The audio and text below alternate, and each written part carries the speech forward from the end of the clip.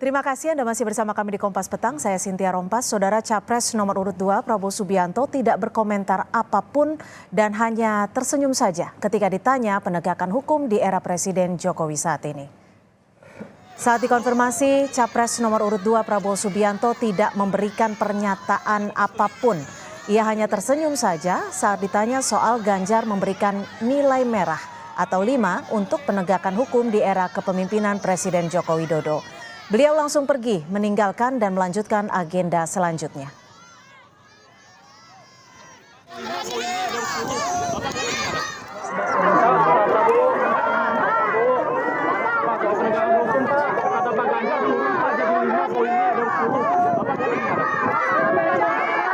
Gimana Pak? Kalau Bapak setuju gimana Pak Ganjar?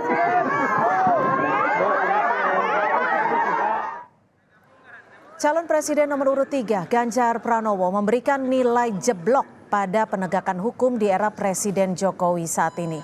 Dalam acara yang digelar di Makassar, Ganjar melihat rekayasa dan intervensi hukum menjadi faktor menurunnya penilaian penegakan hukum bagi Presiden Jokowi. Dari skala 1 sampai 10, Ganjar memberikan skor 5.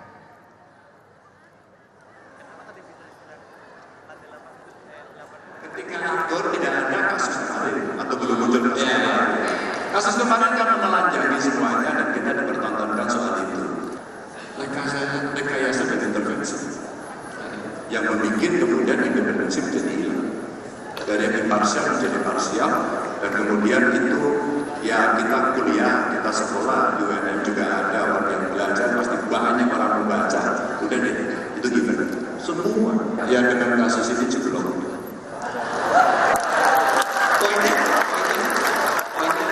Jeblok, kira-kira poinnya berapa? 1 sampai 10. 5. Sementara soal penegakan hukum, Capres nomor urut 1 Anies Baswedan berharap tidak ada lagi kriminalisasi terhadap lawan politik. Menurut Anies, hukum tidak dipakai untuk kepentingan politik.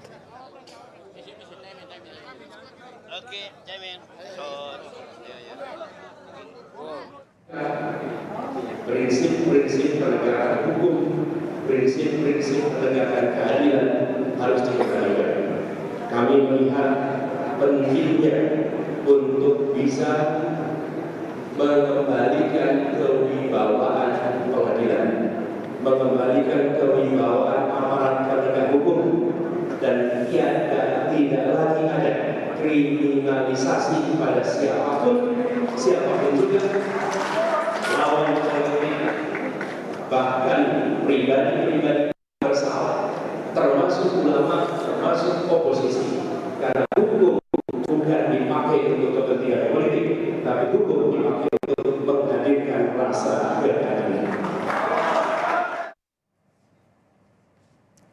Lalu saudara, seperti apa ketiga pasangan capres ini menyikapi penegakan hukum di tanah air? Kami akan bahas bersama juru bicara TPN Ganjar Mahfud, Ciko Hakim, kemudian Pak Zuhad Aji, Tim Hukum Nasional, Direktur Eksekutif Tim Hukum Nasional Anies Mohaimin, dan juga Habibur Rahman, Wakil Ketua TKN Prabowo Gibran, serta Ibu Sulistiowati Suwarno, Guru Besar Fakultas Hukum Universitas Indonesia yang bergabung melalui sambungan Zoom. Terima kasih Bapak-Bapak sudah kembali hadir di Kompas Petang sore hari ini. Saya langsung ke Pak Habib. Pak Habib, Pak Prabowo nggak kasih komentar apa-apa. Apa sebenarnya penilaian dari Pak Prabowo soal kinerja hukum di tanah air di era pemimpinan Jokowi? Saya tidak bisa menanggapi Pak Prabowo ya, karena beliau kan nggak mengomentari apa-apa. Cuma memang saya harus juga menanggapi apa yang disampaikan Pak Ganjar. Pertama, kita tahu ada 2 menteri penting di bidang hukum yang dari partai yang sama dengan Pak Ganjar. Pak Mahfud MD, Menko Polhukam, dan Pak Yasona Lawli, Menteri Hukum dan HAM, ya kan ya. Apakah yang disampaikan oleh Pak Ganjar ini bagian dari otokritik? Kita kan terbiasa memang ya. Kita paham Pak Ganjar negarawan ya. Beliau tentu tidak akan tendensius kemana-mana kalau berbicara, tetapi otokritik bagi kita semua. Kalau otokritik ya, saya pikir dalam 5 tahun ini banyak sekali perbaikan dalam cara kita berhukum, baik secara kualitatif maupun kuantitatif. Ya. Ada banyak patokan. Yang pertama soal apa yang disebut-sebut banyak pihak sering hukum tajam ke lawan politik, tumpul ke kawan politik.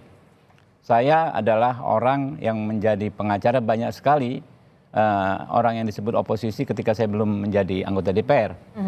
Ketika saya menjadi anggota DPR, kita mengimplementasikan yang namanya restoratif justice, di mana di 5 tahun belakangan banyak sekali kasus-kasus yang terkait persoalan politik diselesaikan dengan mekanisme restoratif justice yang ada di tingkat penyidikan, di tingkat penuntutan maupun di pengadilan. Ada di 3 tingkat tersebut, konsep tersebut. Lalu terkait pemberantasan korupsi, ya, orang bilang sekarang pemberantasan korupsi bermasalah. Saya pikir oke, betul memang tidak sempurna, tetapi ada kemajuan. Misalnya di kejaksaan dalam 1 tahun 2022 saja, ya, ada 21 triliun uang negara diselamatkan. Jadi kalau boleh disimpulkan kasus-kasus dari TPN Ganjar Gibran ini berapa nilainya? Saya nggak ingin memberi nilai, ya, tetapi menurut saya banyak sekali perbaikan dalam 5 tahun belakang. Termasuk yang paling penting adalah lahirnya KUHP. Ya. Saya alhamdulillah sebagai mahasiswa Fakultas Hukum yang akhirnya menjadi sarjana hukum, cita-cita terbesar saya adalah ingin ikut berandil, ya, menerbitkan KUHP yang baru yang telah berlaku selama 200 tahun. Baik. Ya, itu bisa kita buktikan, kita wujudkan terjadi di eranya Pak Jokowi yang jadi kalau boleh saya simpulkan nih pasti penilaiannya lebih dari 5 lah ya. Bahkan ya Positif, bagus sekali ya, sangat bagus. Tapi saya nggak akan berani nomor sekian. Yang menilai itu sebetulnya bukan kami, orang politik, rakyat. Nah, itu yang kami persilakan. Baik, kami tangkap sampai di situ. Mas Iko, kenapa dikasih nilai 5? Apakah ini fokus setelah keputusan MK? Tapi di sisi lain ini kan ada Pak Mahfud, ada Pak Yasona di sana. Jadi saya konteksnya kemana sebenarnya? Langsung kembali ke statement Pak Ganjar yang memang kita tidak bisa menilai begitu saja tanpa berada di sana. Nah, ini kami merekam statement beliau yang kata-katanya jelas bahwa dengan adanya kasus di MK nilainya menjadi jeblok. Gitu loh. Karena dengan kejadian itu persepsi publik hari ini jadi berbeda dan kemarin kelihatan tegas, hari ini dengan kejadian terakhir jadi tidak demikian. Maka menjadi jeblok. Jadi sebenarnya kalau saya bilang mungkin sepakat dengan apa yang disampaikan oleh Habib bahwa nilainya mungkin 8 tadinya. Kemudian ada nilai 2 nih di ujung. Gara-gara MK. Jadi jatuh ke 5 kan gitu ya rata-ratanya. Tapi kembali lagi. Nah, ini sangat penting karena MK ini kan institusi yang supreme institusi yang paling atas di negeri ini dalam bidang hukum. Jadi ini tidak main-main ketika ada satu kesalahan yang dilakukan atau suatu hal yang disebut sebagai skandal. Nah, jadi kenapa tadi kembali lagi akhirnya menjadi jeblok walaupun selama ini dianggap tegas dan lain-lain. Nah, kita melihat dalam soal hukum di Indonesia memang banyak kemajuan, saya setuju. Tapi kembali lagi banyak juga hal-hal yang terefek dari tidak adanya kepastian hukum yang jelas bagi pengusaha. Kita bicara kalau kita ke atas kita bicara soal pengusaha, investor dan lain-lain, itu kepastian hukum. Nah, ketika kita bicara ke bawah tentunya kita bicara tentang keadilan bagi masyarakat dan masih juga adalah 1-2 masyarakat yang menjadi korban untuk dikorbankan demi kepentingan hal-hal yang lebih besar atau lebih tinggi dari mereka dianggap. Baik, berarti konteksnya sejak setelah keputusan MK diputuskan. Konteksnya itu sejak itu dan kita menganggap itu suatu ada gempa lah. Jadi clear di situ ya. Baik, saya ke Pak Juhat. Kalau dari Timnas Amin sendiri menilai supremasi hukum, penegakan hukum di tanah air di era kepemerintahan Pak Jokowi seperti apa? Iya Mbak, saya berangkat dari satu tesis ya, bahwa hukum itu tujuan utamanya adalah menghadirkan keadilan. Hukum tidak berdiri untuk tujuan hukum, tetapi dia memang untuk masyarakat. Sehingga penilaian itu menjadi sah-sah saja dilakukan oleh siapapun juga. Karena yang menikmati hukum itu kita, masyarakat semuanya. Barangkali kalau hari ini Pak Ganjar lalu bilang bahwa dirinya terlukai rasa keadilannya oleh putusan MK, sah-sah saja juga, boleh gitu. Tidak masalah itu. Nah, kalau berangkat dari beberapa kasus belakangan begitu, saya kira pernyataan Pak Ganjar juga wajar begitu di tengah-tengah situasi kita yang agak aneh hari ini. Pak Anies selalu baru kemarin menyampaikan akhir-akhir ini orang banyak berbincang soal kecurangan, ngomong soal ketidakadilan dan seterusnya. Mau pasca MK ataupun sebelum itu banyak sudah yang bilang demikian, sehingga ini memang patut patut diantisipasi dan kemudian harus dilakukan kerjasama dengan semua pihak tentunya Mbak untuk memastikan bahwa kontestasi yang akan berjalan di 2024 ini selain aspek legalitasnya terpenuhi, keadilannya terpenuhi, tetapi juga tetap legitimate. Oke, tetap legitimate, tapi juga sempat disinggung agak aneh sedikit. Tapi sebelum kembali ke Pak Habibur Rahman untuk mengomentari, kita akan ke Ibu Sulistiowati yang melalui sambungan Zoom. Kalau Ibu Sulis sendiri menilainya seperti apa penilaian terkait dengan supremasi hukum di tanah air? Terima kasih Mbak Cynthia. Sebelumnya saya ingin katakan bahwa saya tidak pada posisi partisan ya. Sebagai akademisi itu bersama dengan mahasiswa saya, kami sering mengamati bagaimana proses-proses perumusan hukum di parlemen, di eksekutif juga, kemudian bagaimana penegakannya. Itu kami melihat di masa era Pak Jokowi, saya menandainya pertama kali adalah soal revisi Undang-Undang KPK, di mana Pak Jokowi berjanji memperkuat upaya pemberantasan korupsi, tapi beliau membolehkan terjadinya revisi Undang-Undang KPK dengan segala dampaknya yang kita lihat hari ini. Kemudian beliau juga membuat Undang-Undang Cipta Kerja dengan metode Omnibus Law itu, yang sungguh pun tujuannya baik untuk memangkas birokrasi, tetapi karena dibuat dengan tidak mematuhi prosedural formal, dibuat cepat-cepat, maka akibatnya setelah undang-undang itu jadi juga dibawa ke Mahkamah Konstitusi dan kemudian instead of memperbaikinya tetapi dibuat perpu gitu ya. Oke. Lalu juga ya, oke. Tapi Bu Sulis, kalau nilai 5 sendiri Ibu sepakat tidak? Atau ini memang hanya karena ada keputusan MK saja? Oh ya, keputusan MK adalah suatu persoalan hukum yang sangat berat ya, bagaimana Mahkamah Konstitusi yang dilahirkan dari reformasi 25 tahun yang lalu kemudian digunakan tangannya untuk kepentingan politik praktis ya di dalam pemilu ini. Menurut saya itu adalah sumber permasalahan dari pemilu kita 2024. Oke, jadi ada yang digarisbawahi adalah putusan MK. Bagaimana Pak Habib menilai ini? Ekspektasi kita terhadap penegakan hukum itu sebagaimana ekspektasi kita terhadap kiper dalam tim sepak bola. Seberapapun banyak peluang gol dia dia gagalkan, tetapi satu kebobolan dia akan dibully. Tidak ada produk hukum yang sempurna, tidak ada keputusan pengadilan yang sempurna. Soal putusan MK kan akhirnya kan memang ada sebagian pihak yang masih misleading sampai saat ini. Karena kalau kita baca putusan MK, tidak ada bukti sama sekali terjadinya intervensi. Yang ada hanyalah Pak Anwar Usman disalahkan karena tidak mundur yang dianggap melanggar peraturan Mahkamah Konstitusi.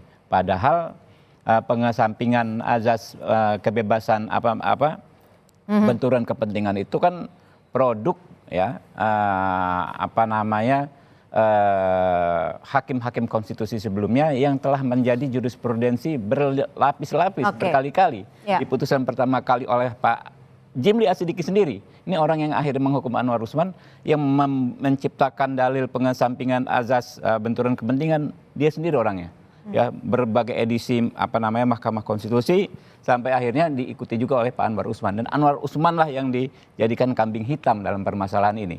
Apakah kita akan terus berdebat soal ini? Ya silahkan, tapi kita punya hak masing-masing melakukan penilaian. Nah, persoalan-persoalan lain ya, misalnya tadi disampaikan soal Omnibus Law, ya kan, soal Undang-Undang KPK, ya itu tadi kembali termasuk soal KUHP. KUHP itu banyak sekali awalnya yang menentang, tetapi sekarang kita sama-sama sepakat bahwa itulah yang jauh lebih baik daripada produk hukum yang sebelumnya. Memang nggak ada yang sempurna, tapi apakah persoalan di KPK ini merupakan akibat dari sebab terbitnya Undang-Undang KPK tahun 2019 tersebut? Saya men-challenge setiap pihak untuk membuktikannya. Karena banyak sekali variabel ya yang bisa menimbulkan persoalan di KPK seperti saat ini. Bukan persoalan undang-undangnya gitu loh. Undang-undang KPK menurut saya bagus. Kenapa? Sekarang KPK ada Dewan Pengawas ya, yang terbukti ya, dalam beberapa kali dia juga bisa bersikap tegas ya, terhadap terjadinya berbagai pelanggaran yang dilakukan oleh komisioner KPK. Baik, cukup sampai saya sudah disimpulkan. Tapi tadi Mas Ciko kayaknya agak senyum-senyum pas dibilang soal tidak ada intervensi gitu. Tapi sementara itu Pak Ganjar kemarin juga sempat menyinggung soal narasinya rekayasa dan intervensi.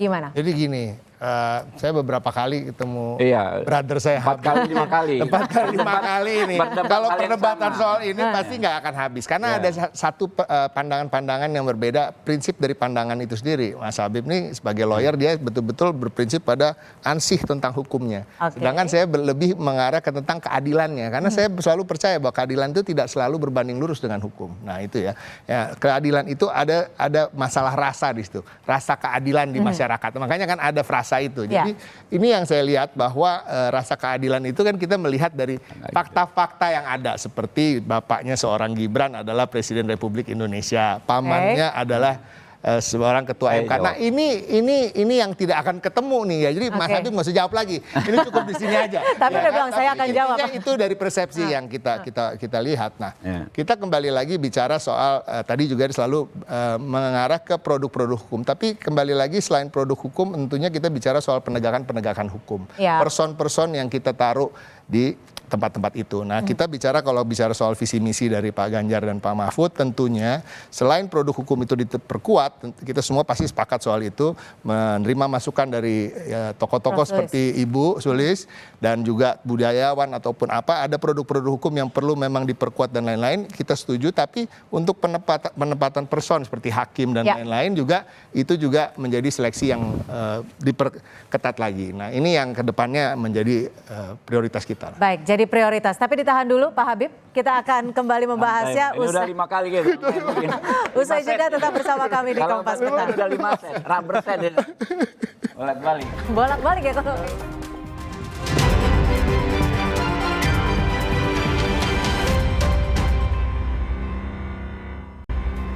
Terima kasih Anda masih bersama kami di Kompas Petang. Saudara, sebelum kita lanjutkan dialog, berikut kami akan tayangkan visi misi dari ketiga pasangan Capres-Cawapres di bidang hukum. Kita mulai dari pasangan Capres-Cawapres nomor urut 1 Anies Baswedan dan Muhaimin Iskandar. Dalam visi misi di bidang hukum, pasangan nomor urut 1 ini diantaranya pulihkan kualitas demokrasi, menegakkan hukum dan HAM, dan yang kedua adalah memberantas korupsi tanpa tebang pilih. Ketiga adalah sistem hukum yang adil, transparan, dan mengayomi. Dan selanjutnya, visi misi dari pasangan Capres-Cawapres nomor urut 2 Prabowo Gibran. Poin pertama diantaranya memperkuat reformasi politik hukum dan birokrasi. Kedua adalah memperkuat pencegahan dan pemberantasan korupsi.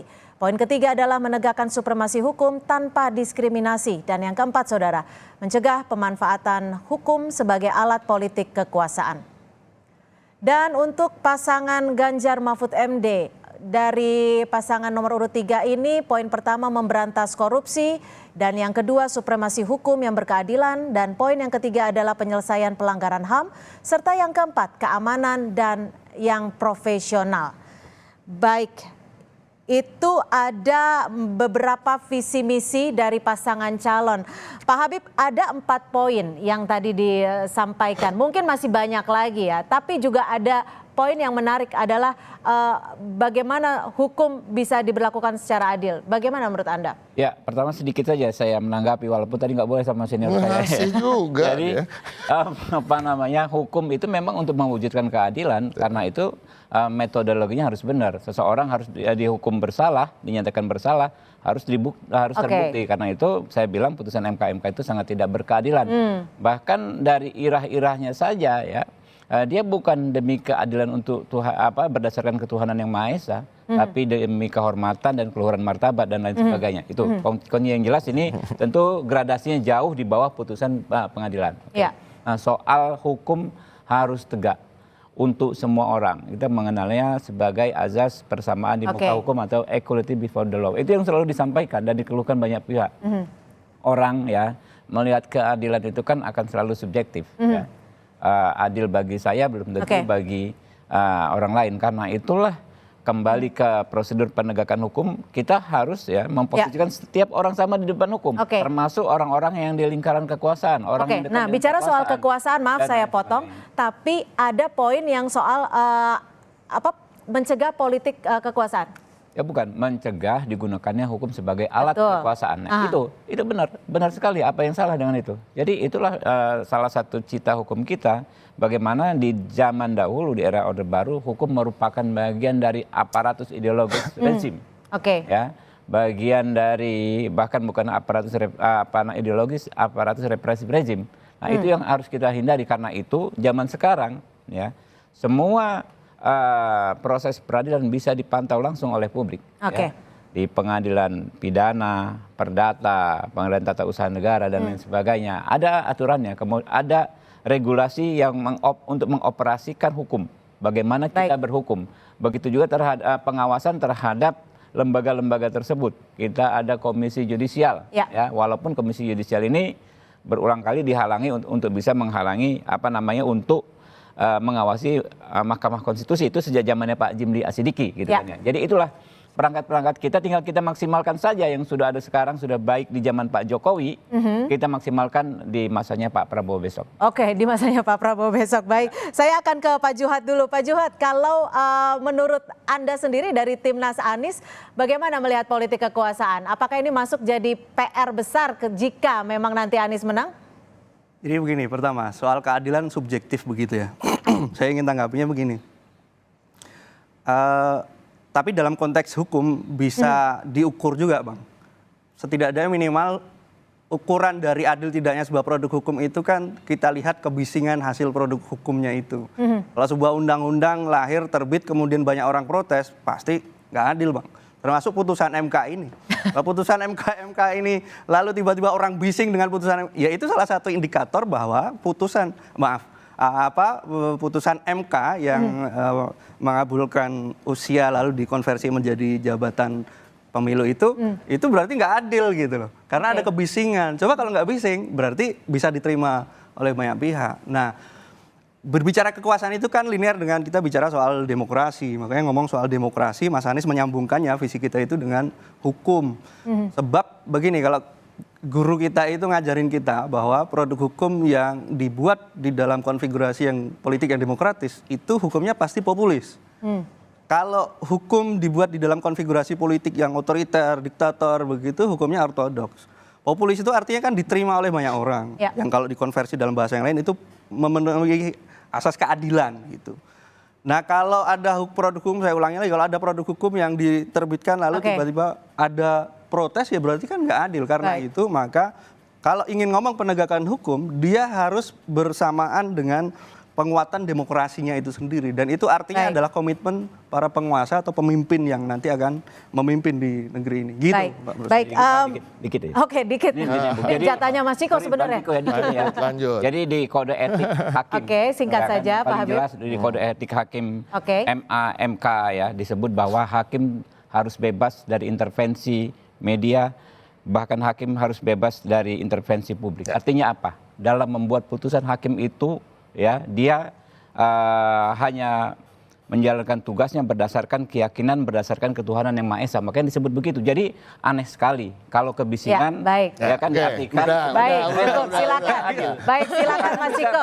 Mas Ciko ada mendukung. Silakan Mas Ciko menanggapi sekaligus diinformasikan ada poin kedua, supremasi hukum di visi misi Anda. Supremasi hukum tentunya bisa dapat berlangsung dengan baik kalau ada penguatan-penguatan di dalam semua sektor hukum itu sendiri ya. Nomor satu adalah tentunya produk-produk hukum atau produk-produk undang-undang ini harus kita sempurnakan, yang memang sudah baik kita pertahankan, ya kan. Yang memang kurang ya kita minta masukan-masukan dari luar. Nah, ini semuanya saya rasa akan setuju sendiri. Begitu juga seperti penguatan lembaga, penguatan juga tadi rekrutmen pada orang-orang yang duduk dalam posisi-posisi hukum tersebut gitu. Nah, di luar itu tentunya ada pendidikan, sosialisasi dan lain-lain. Jadi kadang-kadang itu tadi kebisingan-kebisingan juga bisa kita turunkan levelnya atau bisa lebih benar-benar bisingnya itu bising yang berkualitas. Kalau masyarakatnya ini melek tentang hukum dalam segala sisi, produknya, lembaganya dan lain-lain. Jadi ini juga penting buat kedepannya di Indonesia. Jadi bising yang berkualitas itu catatan yang Jadi patut masyarakatnya mesti digarisbawahi. dimelekkan soal hukum juga, dan soal keadilan, soal demokrasi dan lain-lain. Baik, saya akan ke Prof. Sulis. Sebagai penutup Prof. Sulis, visi misinya sudah banyak. Menurut Prof. Sulis sendiri, apa yang bisa dikritisi? Ya, terima kasih. Saya hanya ingin mengingatkan bahwa keadilan hukum itu tidak selalu sama, identik dengan keadilan sosial, keadilan substantif. Karena keadilan hukum itu adalah sekedar keadilan legalitas formal ya. Semuanya bisa dipenuhi, tetapi isinya itu menjadi persoalan ya. Banyak sekali Indonesia adalah laboratorium yang menyediakan contoh-contoh bagaimana hukum itu bisa dimanfaatkan oleh kepentingan bisnis, kepentingan ekonomi, politik dan lain-lain, sehingga masyarakat itu suka sekali mencari keadilan melalui lembaga-lembaga formal. Baik, kami sudah tangkap atas kesimpulannya. Terima kasih Prof. Sulistiawati Suwarno, Guru Besar Fakultas Hukum Universitas Indonesia. Dan juga terima kasih Direktur Eksekutif Tim Hukum Nasional Anies Mohaimin, Pak Juhat Haji, sudah bergabung bersama kami. Dan juga Wakil Ketua TKN Prabowo Gibran, Pak Habibur Rahman. Terima kasih juru bicara TPN Ganjar Mahfud, Mas Ciko Hakim. Terima kasih sudah bergabung bersama kami di Kompas Petang.